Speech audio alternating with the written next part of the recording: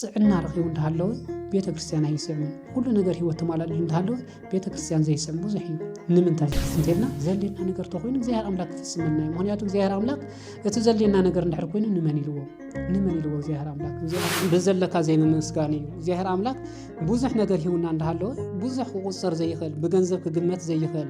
ብንብረት ክግመት ዘይኽእል ዓይነበርኪ ጸጋ ዓይነበርኪ ሂውና እንዳሃለወ እቲ ዝሃበና በዘይመርአይ ዘይሃበና ነገር ስለላጋጋም ስቃታ ህይወትና ከጋጥመና ይኽእል ለአብነት እንተሪና ሰብ ተማሂሩ ስራሕ ዘይክሕዝ ይኽእል ሰብ ጥዕና ረኺቡ ነይሩ ኮይኑ ግን ኣብ ዝተፈላለዩ ምክንያት ጥዕና ከሰን ይኽእል ብዝተፈላለዩ ነገራት ክከሓድ ይኽእል ብዝተፈላለዩ ነገራት ዝተፈላለዩ መከራታት ክወፅሕ ይኽእል ሰብ ማለት ስለዚ እዞም ብዙሓት መከራታት ክወፅሕና እንተለው እቲ ዝመፀናዮ ህይወት ከመይ ከም ዝመፃና እሞ ንርስዖ ኣፍታ እዋን ንሳ ይፅልምተና ማለት እግዚአብሔር አምላክ ክውሰርሕለ እዩ እግዚአብሔር አምላክ ክሕግዘኒ ምስ እግዚአብሔር አምላክ ኮይነ ክወፅሕ የልካ ኣብ ክንዲ ናይ እግዚአብሔር አምላክ ምሕሳብ እንታይ ንገብር ማለት እዩ እቲ እንደልዮ ነገር በዓልትና እሞ ንፅዕሮ ካብኡ ዝኾነ ነገር ከጋጥመና ተሎ ተስፋ ንቆርፅ ማለት እዩ ምድራዊ ነገር እቲ ሰማያዊ ነገር እንሓስወሉ ኣብ ልቦናና ተሓንጊጥናዮ ሰኒቕናዮ ንኸይድ ጌታና መድሓኒትና ኢየሱስ ክርስቶስ እንሪአሉ እይታ ወይ ከዓ መነፅር ይልና ንትርጉሞ ማለት እዩ ስለዚ ናይ ህይወት ተስፋ ማለት ነፍስና ናብ ጸጋም ናብ የማን ከይትብል ምድራዊ ነገር እንደሐሰበት ኩሉ ያ ምድራዊ ነገር ከይትወድቕ ናብ ዘይኮነ ነገር ለዓለ ኣብ ዘይኮነ ነገር ሪኣ ኩሉ ንኸይትወድቕ ነፍስና ናብ እግዚአብሔር አምላክ መሪሓት ወስድያ እንተ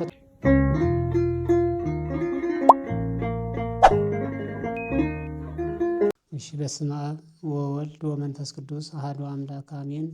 በስም ክርስቶስ ክርስቲያን በስም ወልድ ወልዳን በስም መንፈስ ቅዱስ መንፈሳውያን ተባሂልኩም ትጽዋዕ መላእ ዓለም ትነብሩ ህዝበ ክርስቲያን በስም እግዚአብሔር ፍጹም ሰላምታ ከመይ ኢላትኩም ከመይ ሓዲራትኩም አሜን። ጌታና መድኃኒትና ኢየሱስ ክርስቶስ ዝተኸበረን ዝተመስገነን ይሁን ኢልና ንኽነመስግኖ ናብ ዛዕለት እዚኣ ዘብፅሐና ዝተኸበረን ዝተመስገነን ይሁን ኣዴና ቅድስት ድንግል ማርያም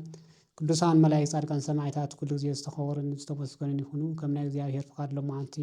እንሪኦ ናይ ትምህርትና ርእሲ ዝኸውን ብዛዕባ ተስፋ ዝብል እዩ። ተስፋ እንታይ ማለት እዩ?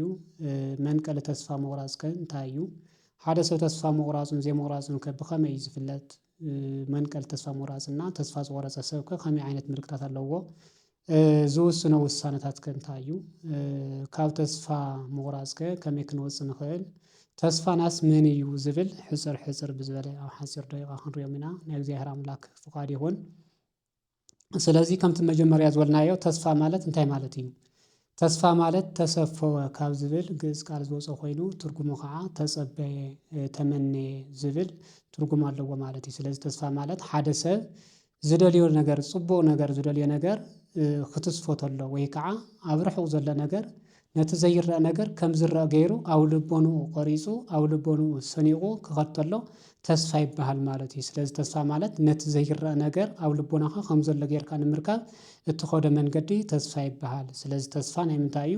ናይ ትዕግስቲ ውፅኢት ናይ እምነት ፍረ እዩ ዝብልዎ ቦታት። ስለዚ ተስፋ ማለት ናይ ትዕግስቲ ውፅኢትና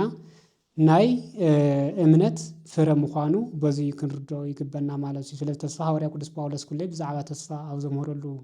መልእክቲ ሮሜ ምዕራፍ 8 ቁፅሪ 24 ጀሚርና ክንርኢ እንተለና ተስፋ እንገብረልስ ነቲ ዝረአ ኣይኮነን እንታይ ዳ ኢና ተስፋ እንገብር ነቲ ዘይረአ ተስፋ እንገብር እምበር ነቲ ዝረአ ተስፋ እንድሕር ጌርናማ ተስፋ ክበሃል ኣይኽእልን። እምከመሰ ንሴፎ ለዘያስተረ ንሴፎ ይትአወቅ ትዕግስትነ ከመ ተሰፈውናሁ እንሆ ናይ ትዕግስትና ፍረ ንኽፍለጥ ተስፋ እንገብረሲ ነቲ ዘይረአ እምበር ነቲ ዝረአ ኣይኮነን እንዳበለ ይገልጸልና ማለት እዩ። ስለዚ ተስፋ ማለት ነቲ ዘይረአ ነገር ክንትስፎ ወይ ከዓ ክንምነ እንተለና ማለት ተስፋ ንትረስዮ ለዘይሃሎ ከመዝሃሎ ከም ዝብል ተስፋ ነቲ ዘየለ ከም ዘሎ ገይሩ ዘሪአና መንገዲ እዩ ማለት እዩ። ተስፋ ማለት ብትዕግስቲ ብብዙሕ መከራን ፈተናን ሓሊፍና እቲ እንደልዮ ነገር ንረኽበሉ መንገዲ እምበር ሲኢካ እንዳረኣኻ ተሰፊዩካ ሲኢካ ተስፋ ጌርካ እትረኽቦ ነገር ከም ዘየለ ወይ ከዓ ሕልሚ ዝኾነ ነገር ዘይኮነስ ካብ ክንውን ውፅእ ዘይኮነስ እንታይ ዳ ብተግባር ብብዙሕ ፈተናታት ሓሊፍካ እትረኽቦ መንገዲ እዩ። ነዚ ሐዋርያ ቅዱስ ጳውሎስ ሮሜ 5:4 ጀሚርና ከምዚ ይብለና ትዕግስት ሰብ መከራ ትዕግስት እንታይ እያ? መከራ እያ ወበትዕግስት ይትረከብ ተስፋ ነው። ብትዕግስት ድማ እንታይ ትርከብ? ተስፋ ትርከብ ማለት እዩ። ስለዚ ተስፋ ብዙሕ መከራ ብዙሕ ችግር ብዙሕ ፈተናታት ሓሊፍካ እትረኽቦ መንገዲ ምዃኑ ይገልጸልና። ወተስፋሰ ኢታስተሓፍር ይብላ ወተስፋሰ ኢታስተሓፍር ተስፋ ዘሕፍር ነገር ኣይኮነን ደስ ዘብል ነገር እዩ እንዳበለ ይገልጸልና ማለት እዩ። ስለዚ ተስፋ ማለት ናብ ጌታና መድሓኒትና ኢየሱስ ክርስቶስ እንኸደሉ ወይ ከዓ እንሪአሉ መንገዲ እዩ ማለት እዩ። ሰብ ናብ የማን ናብ ጸጋም ንኸይብል ናብ ጌታና መድኃና ኢየሱስ ክርስቶስ ዘብጽሕ መንገዲ ሓቂ እዩ ማለት እዩ። ነዚ ሐዋርያ ቅዱስ ጳውሎስ ኩላይ ዕብራውያን 6 ካብ 19 ብዛዕባ ተስፋ ኸምርተሎ ተስፋ ስንታይ እያ ትብለን እንተወይንካ እንተ ታጸናዓ ከመ ሞርሶ ለነፍስነ ከመ ኢታንቀለቅል እንሆ ተስፋ ማለት ነፍስና ናብ ጸጋም ናብ የማን ከይትብል ምድራዊ ነገር እንደሐሰበት ኩለ ያ ምድራዊ ነገር ከይትወድቕ ናብ ዘይኮነ ነገር ለዓለ ኣብ ዘይኮነ ነገር ሪኣ ኩለይ ንኸይትወድቕ ነፍስና ናብ እግዚአብሔር አምላክ መሪሓ ትወስድ እያ እንተ ታበው ውስተ ውሳጤ መንጠላይት ሃበዋ ኢየሱስ ሐዋርያን እምቅድሜነ ሊቃነ ካህናትን እንዳለ ይዘርዝረልና። ስለዚህ ተስፋ ማለት ድሕሪ መጋረጃ ዘሎ ወይ ከዓ ድንክየ ዘሎ ነገር አቅሪቡ ዘርየና ወይ ከዓ ጌታና መድኃኒትና ኢየሱስ ክርስቶስ ናብ ዘለዎ ቦታ መሪሓ ትወስደና ታይ ትበሃል ተስፋ ትበሃል እንዳለ ይገልጸልና ማለት እዩ። ስለዚህ ተስፋ ማለት ጌታና መድኃኒትና ኢየሱስ ክርስቶስ ምድራዊ ነገር ዘይኮነስ እቲ ሰማያዊ ነገር እንሐስወሉ ኣብ ልቦናና ተሐንጊጥናዮ ሰኒቕናዮ ንኸይድ ጌታና መድኃኒትና ኢየሱስ ክርስቶስ እንሪየሉ እይታ ወይ ከዓ መነጽር እዩልና ንትርጉሞ ማለት እዩ። ስለዚህ ናይ ተስፋ ብዙሕ ትርጓሜ ዋላ እንተሃለዎ እቶም ዋናታት ዝበሃሉ ግና ተስፋ ማለት ወዲ ሰብ ኣብ ልቦኑ ሒዝዎ ዝኸይድ ኣብ ርሑቕ ዘለ ነገር ጽቡቕ ነገር እንዳተመናኻ እትትሙነየ ነገር ከዓ ብዙሕ ፈተናታት ሓሊፍካ ከም እትረኾ ተስፋ እንዳገበርካ ትነብር እዩ ማለት እዩ። ስለዚህ መንቀል ተስፋ ምቑራጽ ዳ እንታይ እዮም እንተልና ከምቲ መጀመርያ ዝበልናዮ ተስፋ እንታይ ኢልና ነርና ናይ እምነት ፍረ እዩ። ተስፋ ናይ ምንታይ ናይ ትዕግስቲ ውጽኢት ኢልና ነርና ማለት። ስለዚህ ሰብ ተስፋ ዝቆርጽ ዳ ንምንታይ እዩ እንተልና መንቀል ተስፋ ምቑራጽ ብዙሓት እዮም ብዙሓት ኩሉ እዮም። እቲ ሓደ ናይ እምነት ምጉዳል እዩ። ናይ እምነት ምጉዳል እቲ ዝግበር ነገር እቲ ክንውን ነገር ኩሉ ነገራት እግዚአብሔር አምላክ ክውሰርሕለ እዩ። እግዚአብሔር አምላክ ክሕግዘኒ ምስ እግዚአብሔር አምላክ ኮይነ ክወጽሕ የልካ ኣብ ክንዲ ናይ እግዚአብሔር አምላክ ምሕሳብ እንታይ ንገብር ማለት እዩ። እቲ እንደልየ ነገር በዓልትና ሞ ንጽዕሮ ካብኡ ዝኾነ ነገር ከጋጥመና ተሎ ተስፋ ንቆርጽ ማለት እዩ። መቅድመ ኩሉ ህሱ መንግስቶ ወጽድቆ ወዘንተሰ ኩሉ ይትወሰከክሙ ማቴዎስ 6:32 ጌታና መድኃኒትና ኢየሱስ ክርስቶስ ከም ዘምህረና መጀመሪያ መንግስቱን ጽድቁን ድለዩ ካብኡ ከዓ ኩሉ ነገር ክውሰኸኩም እዩ። እቲ ትደልይዎ ምድራዊ ነገር ክውስኸኩም እዩ። መጀመሪያ ግን ተስፋ ክትገብርዎ ዝግባኩም እቲ ትደልይዎ ነገር ጌታና መድኃኒትና ኢየሱስ ክርስቶስ መንግስቱና ርስቱ ጌታ ምዃኑ ይነግረና ማለት እዩ። ስለዚህ ተስፋ ማለት ጌታ እዩ በዓሉ። ስለዚህ ንጌታ ተስፋ ክንገብር ተለና ከዓ ብእምነት እንተዘይከይድና እምነት ኣብ ዝጎደለና ግዜ ክንወድቕ ንኽእል ተስፋ ክንቆርጽ ንኽእል ማለት እዩ። እቲ ካሊእ ተስፋ ንቆርጸሉ ብዙሓት ችግራት ኣብ ህይወትና ከጋጥሙና እንተለዉ ብዙሓት ተደጋጋሚ ውድቀት ኣብ ህይወትና ከጋጥመና ይኽእል። ለኣብነት እንተሪና ሰብ ተማሂሩ ስራሕ ዘይክሕዝ ይኽእል። ሰብ ጥዕና ረኺቡ ነይሩ ኮይኑ ግና ብዝተፈላለዩ ምኽንያት ጥዕና ክስእን ይኽእል። ብዝተፈላለዩ ነገራት ክከሓድ ይኽእል። ብዝተፈላለዩ ነገራት ዝተፈላለዩ መከራታት ክወጽሕ ይኽእል ሰብ ማለት እዩ። ስለዚ እዞም ብዙሓት መከራታት ክወጽሕና እንተለዉ እቲ ዝመጸናዮ ህይወት ከመይ ከም ዝመጻና እሞ ንርስዖ ኣፍታ እዋን ንሳ ይጽልምተና ማለት እዩ። እዚ ግን እንታይ እዩ መንቀል ተስፋ መቁረጺ ክኸውን ይኽእል እምበር እግዚአብሔር አምላክ ከም ዘሎ ዘይምእማን እቲ ንሰርሖ ነበርና ስራሕቲ ወይ ከዓ እቲ በፂሕና ዘሎ መከራ እግዚአብሔር አምላክ ከም ዘሻግርና ዘይምስትዋስ እዩ ማለት እዩ። ስለዚህ ብዙሕ ነገራት በተደጋጋሚ መከራ ብዙሕ ዋላ ተበጽሕና ጌታና መድኃኒትና ኢየሱስ ክርስቶስ ግና ምሳና ከም ዘሎ ዘይምርዳእ ማለት እዩ። ነዚ መዝሙረ ዳዊት እንታይ ይብል እግዚአብሔርሰ ገስጾ ገሰጸኒ ወባሕቱ ለሞት ይመጠወኒ እንሆ እግዚአብሔር አምላክ ምፍታንስ ፈተነኒ ኮይኑ ግን ናብ ሞት ኣሕሊፉ ኣይሃበንን ከም ዘሎ እግዚአብሔር አምላክ ካብ ማንም ንላዕሊ ከም ዝሓስበልና ኣብ እንዳረሳዕና ተስፋ ንቆርጽ ማለት እዩ። እቲ ካሊእ ተስፋ መንቀል ተስፋ ምቑራጽ እቲ ትክክለኛ ተስፋ ክንገብረሉ ዝግበና ነገር ተስፋ ብዘይ ምግባርና ማለት እዩ። እዚ ማለት እንታይ ማለት እዩ? ሓደ ሰብ ተስፋ ክገብር ይኽእል እዩ። ገንዘብ ተስፋ ክገብር ይኽእል እዩ። ካሊእ ዘመድ ዓልየት ስልጣን ተስፋ ክገብር ተሎ እዚ ትክክለኛ ተስፋ ስለዘይኮነ እቲ ዝርአ ተስፋ ስለዝኾነ እቲ ዝርአ ነገር ክጠፍእ እንተሎ ተስፋ ይቆርጽ ሰብ ማለት እዩ። ንኣብነት እቲ ዝኣመንካዮ ሰብ ክሕደካ እንተሎ እቲ ዝኣመንካዮ ገንዘብ ክትጽኑ እንተለኻ እቲ ብዙሕ ነገራት ዝጻዓርካሉ ነገራት ክፈርስ ከሎ እንታይ ንገብር ንሕና ተስፋ ንቆርጽ ማለት እዩ። ግን እግዚአብሔር አምላክ እዚ ኩሉ ነገር ዝገበረልና ብምርሳዕ ማለት እዩ። ተስፋ ክንገብሮ ዝግበና ግን እግዚአብሔር አምላክ እንዳሃለወ ኣብዚ ተሓላፊ ነገር ኣብዚ ምድራዊ ነገር ተስፋ ጌርና ክንኸተለና እዚ ነገር ንሱ ክንጽኑ እንተለና ተስፋ ንቆርጽ ማለት እዩ። ስለዚህ መንቀል ተስፋ ምቑራጽ እዚ ይኸውን ይኽእል እዩ። ካሊእ ተወሳኺ ተስፋ ምቑራጽ እንታይ እንተልና ብዘለካ ዘይምምስጋን እዩ እግዚአብሔር አምላክ ብዙሕ ነገር ሂውና እንዳሃለወ ብዙሕ ቁፅር ዘይኽእል ብገንዘብ ክግመት ዘይኽእል ብንብረት ክግመት ዘይኽእል ዓይነብርኪ ፀጋ ዓይነብርኪ ሂውና እንዳሃለወ እቲ ዝሃበና ብዘይምርኣይ ዘይሃበና ነገር ስለነማዕዱ እታ ዝጎደለትና ሚኢት ተዋሂቡና ሓንቲ ብዝጎደለትና ስለንርኢ ተስፋ እንቆርፅ ኣነ እንታይ እየ ናተይ ህይወትስ እንታይ እዩ እንዳበልና ህይወትና እንዳረገምና እግዚአብሔር አምላክ እንዳማረርና እንዳጉረምረምና ንውዕል ማለት እዩ። ስለዚ ብዘለካ ዘይምምስጋን ተስፋ መቁረፂ ናብ ተስፋ መቁረፂ መንቀል ተስፋ መቁረፂ ይኸውን ማለት እዩ። ስለዚ እግዚአብሔር አምላክ ብዙሕ ነገራት ሂውና እዩ ንዓልና ለምሳሌ ኣብ ኣካላትና እንተሪና ናይ ዓይኒ ዋጋ ክንደይ እያ እንተኢልና ናይ ኣካላትና ዋጋ ክንደይ እዩ እንተኢልና ድሕና ግን ተስፋ ዘቁርፀና እቲ ምንም ምናምን ወይ ከዓ በአካላትና ጽዕርና ክንረኽቦ ንኽእል ነገር ተስፋ ይቁርፀና ማለት እዩ። ስለዚ እግዚአብሔር አምላክ እቲ ዝሃበና ብዙሕ ነገር እንዳሃለወ በቲ ዘሎ ግን ዘይምምስጋንና ተስፋ ንቆርፅ ማለት እዩ። እቲ ካሊእ መንቀል ተስፋ መቁረፂ ኢሎም ኣቦታትና ዝዛረብዎን ዝትርጉምዎን ሰብ ብባዕሉ ክነብር እንተዘይክኢሉ ማለት እዚ እንታይ እዩ ምስ ህይወቱ ምስ ካሊእ ዘናፃፅሮ እንተኮይኑ ሰብ ተስፋ ይቆርፅ ምስ ካሊእ ሰብ ምስ ህይወቶም ዝተሳኽዐሎም ምስ መሓዛኻ እንዳናፃፀርካ ምስ ዘለው ጎረቤትካ እንዳናፃፀርካ ምስ ተምሃሩ ምሳኻ ዝነበሩ ኣካላት እንዳተናፃፀርካ እንታይ ትገብር ናተቶም ዝተሳኽዐ ህይወት ጥራይ ብምርኣይ ተስፋ ይቆርፁ ብዙሕ ሰብ ማለት እዩ። እዚ ግን እቲ ሰብ ንሱ ኣብ ምንታይ ከም ዝሃለወ ኣብ ምንታይ ደረጃ ከም ዝሃለወ እግዚአብሔር አምላክ ንሱን እዮም ዝፈልጥዎ። እቲ ኩነታት ከዓ እቲ ዝሓለፎ መንገዲ ብክንደይ ኩነታት ከም ዝሓለፎ ክንደይ ፈተናታት ሓሊፉ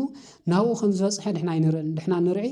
እንታይ እንተልና እቲ ተሳኽዐሉ ህይወት እንታይ ጥራይ ምኳኑ ከመይ ኢሉ ገለስ ከምዚ በፂሕዎ ከመይ ገይሩ ዳኣ ንዓይ ከምዚ ኮይነ እንዳበልና እንታይ ንገብር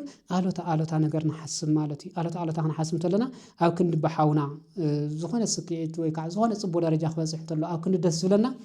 ናይ ኣሕዋትና ኣብ ልዓል ደረጃ ብምብፅሖም ናትና ከዓ ምውዳቕና ተስፋ ንቆርፅ ማለት እዩ። ንሶቶም ግን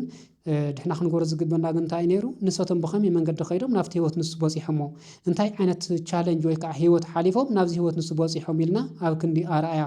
ጌርና ነተቶም ሓገዝ ደሊና ናብቲ ዝደለናዮ ቦታ ንበፅሕ በዚ ናይ ምድራዊ ነገር ህይወትና እንዳናፃፀርና ተስፋ ንቆርፅ ማለት እዩ። እቲ ካሊእ መንቀሊ ተስፋ ምቁራፅ እንብሎ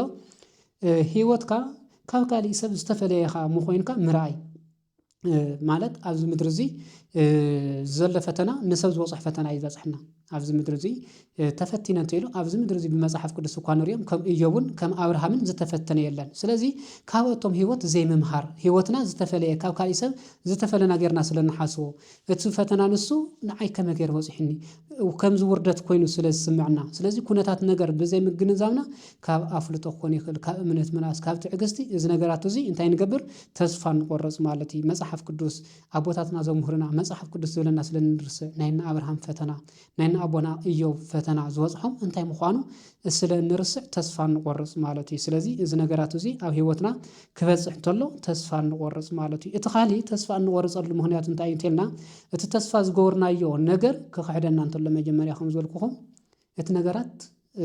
ኣብ ህይወትና ጥራይ ከም ዘጋጥመና ጌርና ስለንሓስብ ካልኦት ሰባት ከም ዘይጋጠሞም ኣብና ጥራይ ከም ዝተፈፀመ ጌርና ስለንሓስብ በዚ ነገራት እዚ ተስፋ ንቆርፅ ኢና ማለት እዩ። ስለዚ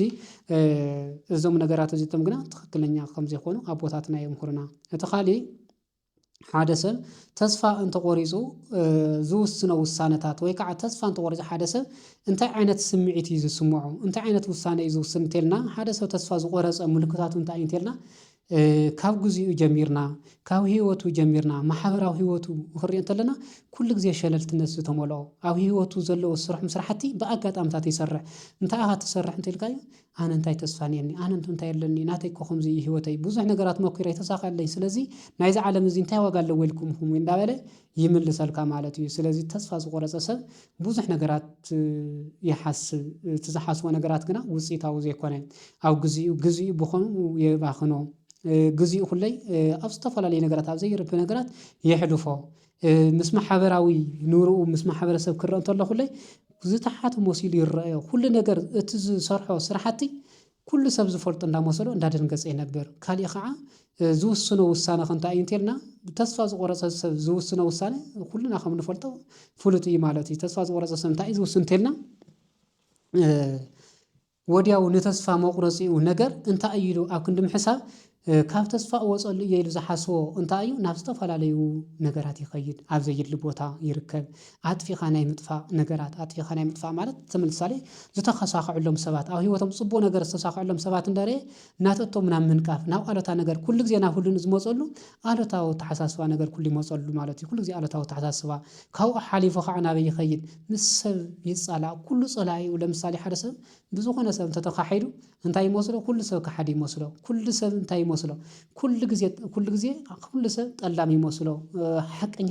ኣብዚ ምድሪ እዚ ሓቀኛ የለን ናምባል ድምዳም ይኸይድ ብቸኝነት ይመርጽ ቦይኒ ይነብር ማለት እዩ ናብ ቦይኒ ይኸይድ ሰብ ይጸልእ ናብ ዝተፈላለዩ ኢሉ ሁሉ ሓሊፉ ናብ ዝተፈላለዩ መስተ ናብ ዝተፈላለዩ ጫት ንሽጋራ ናብ ዝተፈላለዩ ይኸይድ ካብኡ ሓሊፉለይ እስካብ ሃይማኖት ምኽሓድ ይበጽሕ ሃይማኖት ምኽሓድ ጥራይ ኣይኮነን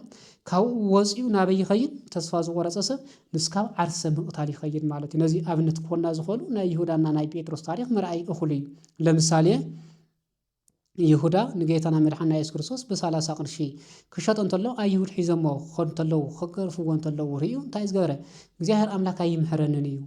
ዝብል ተስፋ ምቑራጽ እንታይ ዝገበረ ገመድ ሒዝካ ናብ ምኻድ እዩ ዝኸደ ናብ ምቕታል ዓርሱ ናብ ምጥፋእ ቅዱስ ጴጥሮስ ግና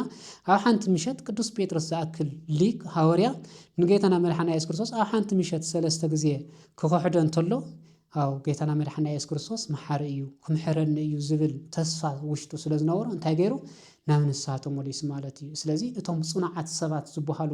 ተስፋ ዘይቆርጹ ዝበሃሉ ሰባት ካብ መከሮም ዝመሃሩ እዮም ካብ ፈተናኦም ዝመሃሩ እዮም ፈተናኦም ተማሂሮም መከራ ክወጽሖም እንተሎ እዚ መከራ ንሱ ከም ዝሓልፍዎ ኣብ ህልናኦም ዝመጸሎም ኣተሓሳስባና እይታ ኣመለኻኽት ኣለዎም ማለት እዩ እቲ ተስፋ ዝቆርጽ ሰብ ግና ሻዓ ዝበጽሕቶ ናይ ተስፋ ምቑራጽ መከራ ዝበጽሕቶ ሓሲቡ እንታይ ዝብል በቃ እታ ዘላ ግዜ ክትጽል ምተላ ከም ዘይትወክሕ ገይሩ ይሓስብ ማለት እዩ ስለዚ ተስፋ ዝቆርጽ ሰብ እዚ ነገራት እዚ እንዳሓሰበ ኣብ ህይወቱ ይኸይድ ስለዚ ብተስፋ ምቑራጽ ዝውሰን ውሳኔ ኣይኮነን ህይወት ክበና ስጋዊ ህይወትና ኣባላሽዩ መናወሮና ኣባላሽዩ ኣብ ማሕበረሰብ ተገለልቲ ገይሩ ዘለዓለማዊ ህይወት ንኽንስእን ይገብረና ማለት እዩ ከም እኒ ይሁዳ ተሓኒካ ሙማት ኣብዛ ህይወት ንሪኦ ዘለና መንእሰይ ኣብዛ ንሪኦ ዘለና ሰብ ብዙሕ ነገራት ዝፍጽም ካብዚ ዝተልዓለ እግዚአብሔር ኣምላክ ኣይምሕረንን እግዚአብሔር ኣምላክ እንታይ እዩ ኢልካ ቆይምካ ዘይምሕሳብ ናብዚ ነገራት እዚ ይወስደና ማለት እዩ ስለዚ ሓደ ሰብ ተስፋ ንዘይምቑራጽከ እንታይ ክገብር ኣለዎ ዝብል መፍትሒ እንታይ እዩ እንተልና ወዲ ሰብ ኩሉ ግዜ እግዚአብሔር ኣምላክ ተስፋ ክገብር ኣለዎ ተስፋ ከምቲ መጀመርያ ዝበልናዮ እቶም ተስፋ ንገብሮም ነገራት ሓለፍቲ ሃለውቲ እንተኮይኖም ንሰቶም ተስፋ እንድሕር ንገብር ኮይና ንሰቶም ምስተሰወሩ ንሰቶም ምስተወድኡ ኣብዚ ምድሪ እዚ ተስፋ ክንቆርጽ ንኽእል ኢና እቲ ተስፋ ዘየቁርጽ እግዚአብሔር ኣምላክን ኩሉ ንሱ ሒዝካ ዝርከብ ምዃኑ ኣሚንካ እግዚአብሔር ኣምላክ ተስፋ ምግባር የልየና ማለት እዩ ትኻሊ እምነት እዩ እምነቱ ለምሳሌ ብዙሕ ነገራት ክንስእን ንኽእል ኢና ዝደለናዮ ነገር ኣሎ ዝዓለምናዮ ነገራት ኣሎ እዚ ነገራት ንሱ እግዚአብሔር ኣምላክ ከም ዝህበና ሰባት ዘይኮኑ ዝውናስ እግዚአብሔር ኣምላክ ከም ዝህበና ሓሲብና ክነብትጉሮ ይግበና ማለት እዩ እግዚአብሔር ኣምላክ ተስፋ ክንገብር ኣለና ናብ እግዚአብሔር ኣምላክ ተስፋ ክንገብር ኣለና እቲ ኻሊ ካብ እግዚአብሔር ኣምላክ ምእማን ንላዕለ ኩለይ እንታይ ክንገብር ኣለና እግዚአብሔር ኣምላክ ብዝሃበና ነገር ክነምስግን ኣለና ከምቲ መጀመርያ ዝበልክዎ ተስፋ እንቆርጽ በቲ ዝርአ ነገራት ሰይና ኢና እግዚአብሔር ኣምላክ ግን ካብኡ ንላዕለ ከም ዝሃበና ክንፈልጥ ኣለና እቲ ሳልሳይ ኩለይ እንታይ እዩ እግዚአብሔር ኣምላክ ንዓና እንዳ መረፀ ከም ዘለና ክንኣምን ኣለና ለምሳሌ ወንጌል ማቴዎስ ምዕራፍ 7 ቁጥር 3 ጀሚርና ክንንወ እንተለና ጌታና መድሓና ኢየሱስ ክርስቶስ ከምዚ ይብለና ንስኻትኩም ንምንታይ ትጭነቁ ሓደ ሰብ ተጨኒቁ ኣብ ቁመቱ ሲ ክንዲ ክውስኽ ዝኽእል መን እዩ ስለዚ ተጨኒቁም ተምጽዎ ነገር እንታይ ያህልዩ ንስኻትኩም ሓደ ኣቦ ንወዱ እንዳመረፀኹም ዝዎ ለምሳሌ ሓደ ኣቦ ንወዱ ዳቦ ሃበን እንተይልዎ ሕፃ ከም ዘይዎ ሕፃ ስኒስ ወረይሉ ሕፃ ከም ዘይዎ እንቋቁሖ ለሚንዎ መርዚ ወይ ከዓ ተመን ከም ዘይዎ መርዚ ኣብ ኣካልወቱ ተሰራጭ ተለይሉ መርዚ ከም ዘይዎ ንስኻትኩም እንኳን ንጸባይኩም ክፍኣት ተንኮል ዘይመሃብ ዝስማዕማዕኩም እንዳሃለወ ከምኡ ምግባር ፈሊጥኩም ኣነ ማንዓኻትኩም ንምንታይ እንዳመረጽኩ ዘይወኩም ይለና ማለት እዩ ስለዚ ድሕና እግዚአብሔር ኣምላክ እቲ ዘልየና ነገር እንዳመረጸ ከም ዝበና ክንኣምን ይግበና ምክንያቱ እቲ ድሕና ንልሙኖ ብዙሕ ነገራት ንዓና ዘይጠቕመና ስለ ዝኾነ ነዚ ንሪኦ ዮሃንስ ሓደ ታሪክ ኣሎ ናይኒ ዮሃንስና ናይኒ ያዕቆብ ኣዶ ዝለመነቶ ልመና ኣሎ ጸሎት ዝገበረቶ ንስኻ ክትነግስ ተለኻ ስደቀይ ብየማንን ብጸጋምን አንግሰለይ ከም ዝበለቶ ማለት ስለዚ ንሕና እንልሙኖ ልመና ድሕና እንብሎ ብዙሕ እንልሙኖ ወይ ከዓ እንደልየ ነገራት ዘይጠቕመና እንተኮይኑ እግዚአብሔር ኣምላክ ከም ዘይህበና ክንኣምን ኣለና ምክንያቱ 70-80 ዓመት ኣብዚ ምድሪ እዚ እንደልየ ነገር እቲ ዘይ እንደልየ ነገር ተስፋ ዝገበርናዮ ነገር ተስፋ ጌርና ረኺብና ዘለዓለማዊ ህይወትና ካብ እንስን ጌታና መድሓና ኢየሱስ ክርስቶስ እቲ ትክክለኛ ተስፋ እንገብረሉ ነገር ተስፋ ጌርና እቲ ምድራዊ ነገር ተስፋ ዝገበርናሉ ኣስኢኑ እቲ ዘለዓለማዊ ህይወት ክንወርሰሉ ንኽእል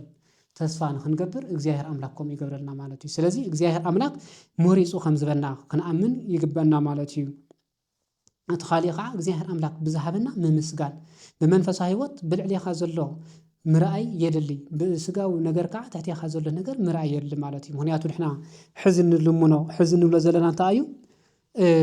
ብዙሕ ነገር እንዳሃለወና ከምዚ የብልና ጌርና ስለንርኢ እዩ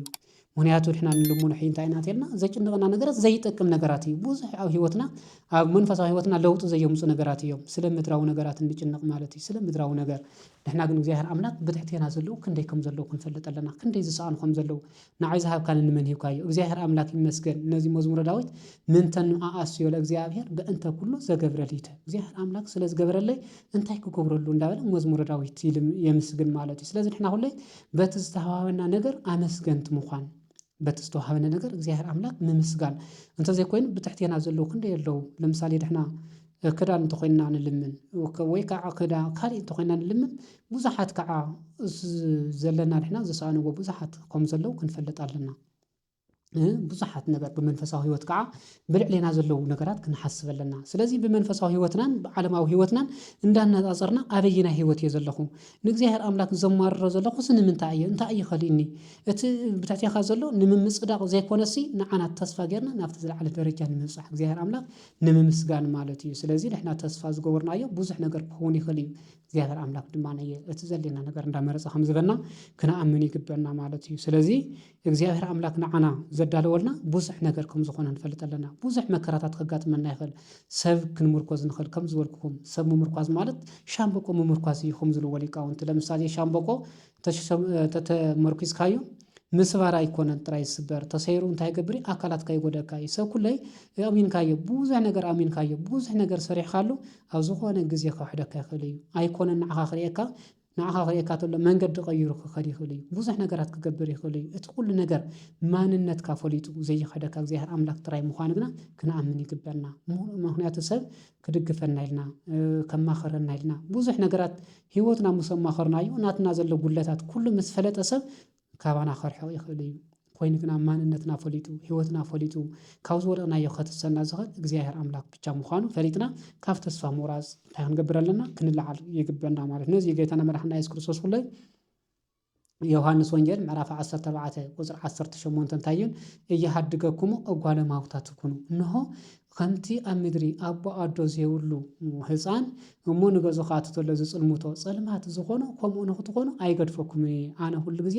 ምሳኹም እየ ይብለና ማለት እዩ ስለዚ እግዚአብሔር ኣምላክ ኩሉ ግዜ ምሳና ምዃኑ እንዳፈለጥና ምሳና ምዃኑ ፈሊጥና እግዚአብሔር ኣምላክ ከም ዘይገድፈና ፈሊጥና እንታይ ክንገብር ኣለና ተስፋና ጌታና መድሓኒትና ኢየሱስ ክርስቶስ ምዃኑ ክንፈልጥ ኣለና ዘድልየና ነገራት ከዓ ሁሉ ከም ዝህበና ክንፈልጥ ይግበአና ማለት እዩ ካብኡ ከዓ እቲ ዝደለናዮ ነገር እቲ ዝለመናዮ ነገር ኩሉ ግዜ በጊዜ ለኩሉ ከም ዘለ ኩሉ ግዜ ግን ኩሉ ነገር ግዜ ከም ዘለዎ ክንኣምን ኣለና ትዕግስቲ የድልየና ምክንያቱ ተስፋ ናይ ምንታይ እያ ናይ ትዕግስቲ ውፅኢት እያ እቲ ዝደለናዮ ግዜ እቲ ዝደለናዮ ነገር ኣብ ዝሓፀረ ግዜ ኣብ ዝሓፀረ ሰዓት ንኽፍፅመልና ጥራይ ክንደሊ የብልናን ምክንያቱ ብዙሕ መፅሓፍ ቅዱሳዊ ማስረጃታት ኣለዉ ለምሳሌ ሙሴ ንጌታና መድሓኒትና ኢየሱስ ክርስቶስ ልዕሊ 530 ኣካል ብኣካል ወይ ከዓ ብድምፂ ዝነጋገሮ ዝነበረ እዩ ይነጋገሮ ነይሩ ኣርእየኒ ገፀከ እንሆ ኣነስ ፈታዊኻ ምባለይ ንዓይ ዝጠቕመኒ እንታይ እዩ ስለዚ ንዓኻሲ ክሪአካ ይደሊ እየ ዝበሎ ናይ ሙሴ ታሪክ ወይ ከዓ ናይ ሙሴ ልመና ዝተመለሰ መዓዝ እዩ እንተኢልና ሙሴ ምስ ሞተ እዩ ማለት እዩ ስለዚ ሙሴ ምስ ሞተ ጌታና መድሓኒትና ኢየሱስ ክርስቶስ ኣካላዊ ቃል ብስጋ ምስ ተገለፀ ኣብ ደብረ ታቦር ንሙሴ ተረኣየ ማለት እዩ ስለዚ እንልሙኖ ልመና ኣብ ከይዲ እግዚአብሔር ኣምላክ ከም ዝፍፅመልና ዘድልየና ነገር ተኮይኑ እግዚአብሔር ኣምላክ ክፍፅመልና እዩ ምክንያቱ እግዚአብሔር ኣምላክ እቲ ዘድልየና ነገር እንድሕር ኮይኑ ንመን ኢልዎ نمن يلو እግዚአብሔር አምላክ نعنا እንዳመረጸ ከምዝበና ዘለና ነገር ንምድራው ነገር ዘይኮነስ ንዘለ ዓለማው ነገር ካፍትርስት መንግስተ ሰማያት ዘይን ወጾል ነገር እንዳመረጸ ከምዝበና እዚ ክናአምነለና ካልኣይ ቆሮንቶስ ምዕራፍ 4 ቁጥር 5 ዘለው እንደተልና ካብ ቁጥሪ 16 በተለየ የሚራህርተልና ብዙሕ ታሪክ ንረክብና ተስፋና ከምት መጀመሪያ ዝወልኩ ተስፋነት ዘይራይ ይብለናሞ እስመ ህማምነ ለዘ ሰዓት اسم همامنا زل ساعات قليل كبر سبحات افد فيرو يقبر لنا يبل تاي مالتي زي اتي مكراز بصحنا اتي كل استعقسنا يو كل ነገር سي ابز مدر زي تايو نتا زلان اشتل علمينا ايا አፍት ሰማያት ክርዮተለና ግና እዚ ሁሉ በታንሽተ ዝበጽሕትና ነገር እግዚአብሔር አምላክ ክብሩ እንታይ ገይሩ ይበና አፈድ ፊዱ አውሲሑ ከምዝበና ክንፈልጠለና ሐዋርያ ቅዱስ ጳውሎስ ኣብ ሕድሕድ ምዕራፍ ብዛዕባ ተስፋ ዘይገለጸሉ ዝኸደ የለን ምክንያቱ ሐዋርያ ቅዱስ ጳውሎስ ሕድሕድ ዓለም እንዳኸደ ከመርተሎ ጌታና መድሓና ኢየሱስ ክርስቶስ ተስፋ ገይሩ ኣብ ልቦኑ ሒዙ ይኸድ ስለዝነበረ ማለት እዩ ስለዚህ መከራ ክመዝሕና ተሎ ፈተና ክመዝሕና ተሎ ናይ ተስፋና መጽረይ እግዚአብሔር አምላክ ንረኽበሉ መንገድ ድንበር ንምድራው ነገር እንዳሓሰብና ተስፋ ቆሪጽና በምድራው ነገር ዘላለማዊ ህይወትና ንኸይንስን ክንጥንቀቅ ይግባና ማለት እዩ ስለዚህ እዚ እግዚአብሔር አምላክ ናው ዘቅርበሉ መንገዲ ብዙሕ ስለዝኾነ ብዙሕ መንገዲ እግዚአብሔር አምላክ ክራሕቕ ተለና ናብ ብዙሕ መንገዲ ናብ እግዚአብሔር አምላክ ካብ ብዙሕ መንገዲ ናብ እግዚአብሔር አምላክ ክራሕቕ ተለና እግዚአብሔር አምላክ ከዓ ናብ ገዝኡ ንመጽሉ መንገድታት ብዙሕ ነገራት ይምልሰና ምእንቲ ንዓና ኢሉ ማለት እዩ ለምሳሌ ሓደ ሰብ ጥዕና ረኺቡ እንዳሃለወ ቤተ ክርስቲያን አይስዕምን ሁሉ ነገር ህይወት ተማላል እንዳሃለወ ቤተ ክርስቲያን ዘይስዕም ብዙሕ እዩ ንምንታይ እንተልና ብዙሕ ነገራት አሉ ናይ ወዲ ሰብ ነገር ማለት እዩ እግዚአብሔር አምላክ እቲ ጥዕናና ሂውና እቲ ብዙሕ ዓመት ጌርና ጥዕና ፈጢሩልና ሁሉ ነገር ጸገም ዘይብልና እንዳሃለወ እግዚአብሔር አምላክ ቤተ ክርስቲያን ከይድካ ምስላም ዝኸብደና ዝነበረ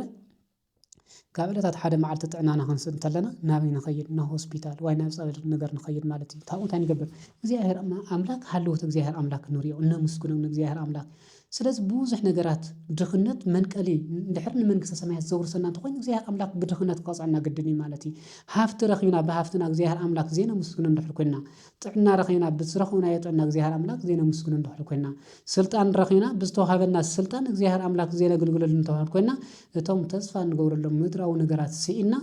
እቲ ዘለዓለም መንግስተ ሰማያት ንወርሰሉ እግዚአብሔር አምላክ ተስፋ ጌርና ዘለዓለም ንኽንወርስ እግዚአብሔር አምላክ afቶም ዘይብሉ ነገራት ተስፋ ንኽንቆርጽ ይገብረና ማለት እዩ ስለዚህ ናይ ኢዮብ ታሪክ ናይ ቅዱስ ኢዮብ ታሪክ ናይ አብርሃም ታሪክ ምስክርና እዩ ማለት እዩ ስለዚህ ካብ ተስፋ ምቁራጽ ወፂና ናብ ተስፋ ህይወት ክንኸድ ይግበና ሓደ ሰብ ይብሉ ዮሐንስ አፈወርቅ እንታይ ይብል ተስፋ ኣብ ዝብል ዝተርጎመሉ ሓደ ሰብ ዲያብሎስ ዘሕጎስ ኃጢአት ብምስራሕ ኣይኮነን ኃጢአት ብምስራሕኻ ዲያብሎስ ኣይሕጎስን እንታይ ዳ አንተልካ ንዝሕጎስ ብምንታይ እዩ ዲያብሎስ ዘሕጎስ ንስሓ ናብ እትምለሰሉ መንገዲ ብተስፋ ምቁራጽ ክትሓጽሮ እንተለኻ ይብል ስለዚህ ኣብዚ ዓለም እዚ እቲ ዝኸፍአ ኃጢአት ዝበሃል ተስፋ ምቁራጽ እዩ ምክንያቱ ሓደ ሰብ ተስፋ እንድሕር ቆሪጹ ዝውስኖም ውሳነታት ርኢና ኢና ኣብ ልዕሊኡ ተስፋ ኣብ ልዕሊ ህይወቱ እንታይ ዝገብር ዓርሰ ቅትለት ይገብር ምንም ከም ዓይነት ሰብ ማለት ካሊእ ሰብ ንዕኡ ዝግደስ ከም ዘሎ ይመስለን ምንም ቦይኑ ዘሎ ዝመስሎ ሰብ ከም ዘይውሉ ዝመስሎ ብዙሕ ነገራት ይሕልፍ ማለት እዩ ኢሉ ሁሉ ዓርሰ ቅትለት ከም ዝፍጽም ርኢና ማለት እዩ ስለዚህ እግዚአብሔር አምላክ ንዓና ዝበና ነገር ብግዚኡ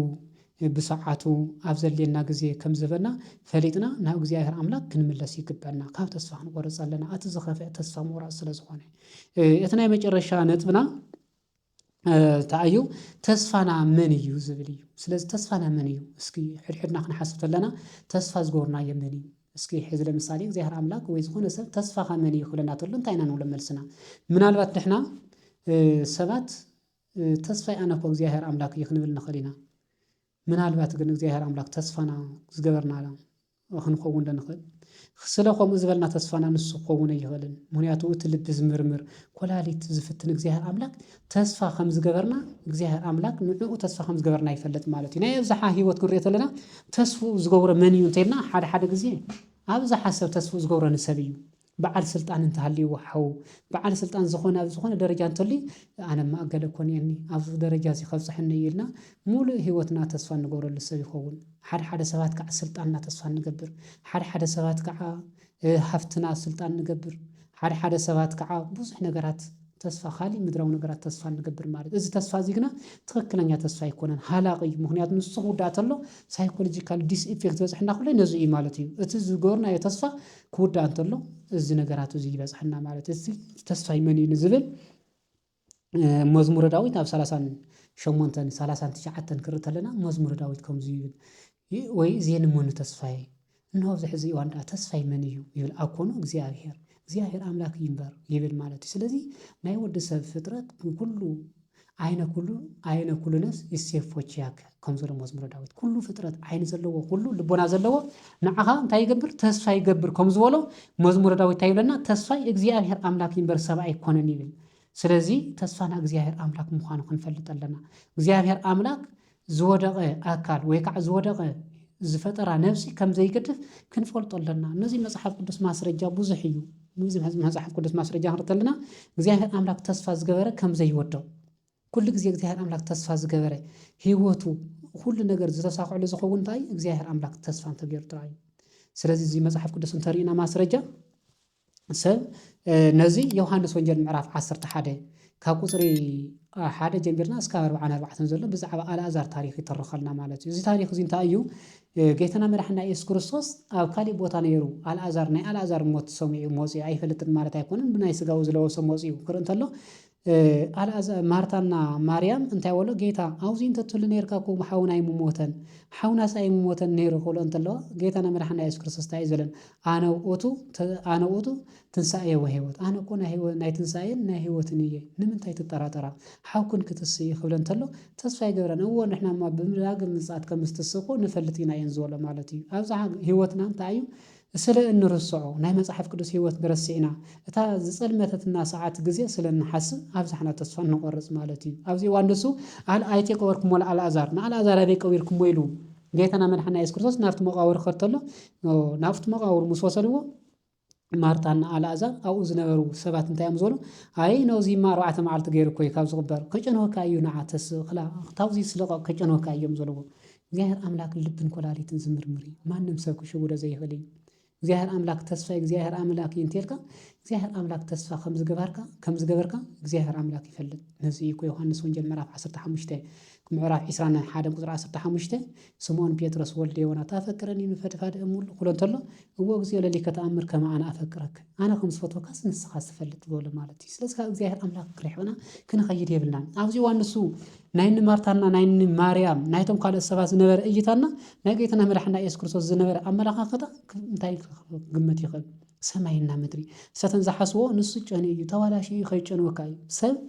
ኣብቲ ምድሪ ኣብ ህይወትና እንዳሃለና ኣብ ብዙሕ ነገራት ናይ ለማዓንቲ ኣካይዳና ሪኦም ናይ ለማዓንቲ ዘለና ህይወት ሪኦም ብዙሓት ሰባት ኣብ ልዕሊ ሰባት ተስፋ ንቆርጽ ብዙሓት ኢና እቲ ዝዓበየ ሓጢአት ዝበሃል ኣብ ልዕሊ ሰብ ተስፋ ምቁራጽ እዩ እቲ እግዚአብሔር አምላክ ዝፈጠሮ ነፍሲ ተስፋ ክትቆርጽሉ እንተለኻ ብጣዕሚ እግዚአብሔር አምላክ ይቅየመካ ማለት እዩ ምክንያቱ እዛ ነፍሲ ንሳ እግዚአብሔር አምላክ ዝፈጠራ ስኢላ ዝፈጠራ ይኮነትን ዝኾነት ስራሕ ኣለዋ ናይ ባዕላ ኮንትሪቢሽን ኣለዋ እግዚአብሔር አምላክ ዝፈጠራ ድሕና ናይ ደቂ ሰባት ግን ኣይተሰማኑን ኖትሪና ናይ ለማዓንቲ ውድቀት ሪና ናይ ለማዓንቲ ክሕደት ሪና ናይ ለማዓንቲ ድኽነት ሪና ናይ ለማዓንቲ መኮር ሪና ኣይዚ ኮሰባ ይኾንን እንዳበልና ኣብ ልዕሊ ቆስሉ ንስኸሉ ብዙሓት ኢና እግዚአብሔር አምላክ እንታይ ይዘል አልዓዛር ተንስእ ጻኦና አልዓዛር ተስ ካብቲ ዘለኻ የመቃብር ወፃእ ኢሉ ዘውፅእ እግዚአብሔር አምላክ ሒዝካ ከመይ ጌርካ ተስፋ ትቆርጽ ትኽእል እግዚአብሔር አምላክ ኣይኮነን ኣብ ተስፋ ምቁራጽ ህይወት ኮይንካ ንዝሞቱ ዘትንስ እግዚአብሔር አምላክ ሒዝካ ተስፋ ጌርካ ከመይ ጌርካ ትቆርጽ ትኽእል ማለት እዩ በእውነት እግዚአብሔር አምላክ ስለዚ ሰብ ንዝሞተ ንሕና እንታይ ኢልና ንጽውዖ ኣስካርያን እዚ ኮ ብድውል ዝሞተ እዩ እዚኣ ኮ ብድውላ ዝሞተት እያ ኢልና ኢና ንጽውዖ ነቲ ዝሞተ ብስሙ ዝጽውዖ ግን ብዘይካ እግዚአብሔር አምላክ ካለ የለን ነቲ ዝሞተ አልዓዛር ኢሉ ብስሙ ዝጽውዕ እግዚአብሔር አምላክ ካብ እግዚአብሔር አምላክ ንላዕሊ ክሓልየልና ዝኽእል ዋላ ሓደ ሰብ የለን ካሊ ብዙሓት መጽሐፍ ቅዱስ ምርኣይ ይኽእል ለምሳሌ ንኣብነት እንተሪእና ማርቆስ 5:25 እንተሪእና ናይ መን ንረክብ ናይ ኢያኢሮስ ታሪክ ንረክብ ኢያኢሮስ ጓሉ ኣብ ዝሓመመትሉ ኣብ